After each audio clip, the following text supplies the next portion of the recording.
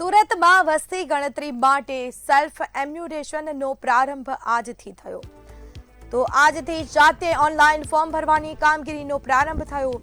કેન્દ્રીય મંત્રી સી.આર. પાટીલે ઓનલાઈન વિગતો નોંધાવી। સવારે પોતાના નિવાસસ્થાનેથી કેન્દ્રીય મંત્રીએ નોંધાવી વિગતો। એપ કે પોલથી પોતાની વિગતો ભરી શકાશે। કેન્દ્રીય મંત્રી સરકારી કર્મી આવે તેની રાહ જોયા વગર નાગરિકો ભરી શકશે વિગતો।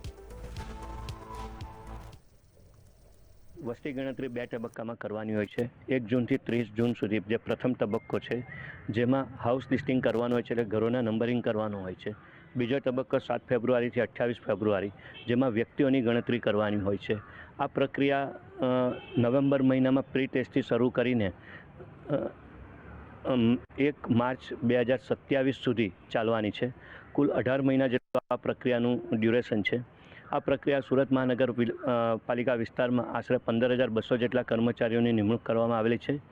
આજથી 17 મે 2026થી 31 મે 2026 સુધી સેલ્ફ એમ્યુનરેશન શરૂ થયેલ છે, જેમાં જે એજ્યુકેટેડ લોકો છે જે આ વેબસાઇટ પર જઈને પોતાનો ડેટા સબમિટ કરી શકે છે, સ્વગણનામાં ભાગ લઈ શકે છે। સરકાર દ્વારા નીતિ નિર્માણ, વિકાસ યોજનાઓ, સંસાધનોના યોગ્ય વિતરણ, આરોગ્ય, શિક્ષણ, આવાસ, રોજગાર, પરિવહન તેમજ વિવિધ જનકલ્યાણકારી યોજનાઓના અમલીકરણ માટે કરવામાં આવે છે।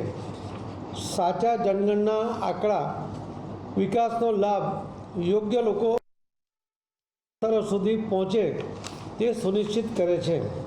હું તમામ નાગરિકોને અપીલ કરું છું કે તારીખ 17 મે 2026થી 31 મે 2026 દરમિયાન યોજાનારી સ્વગણના પ્રક્રિયામાં સક્રિય રીતે ભાગ લો અને પોતાના ઘરે બેઠા ઓનલાઈન સાચી અને સંપૂર્ણ માહિતી નોંધાવો।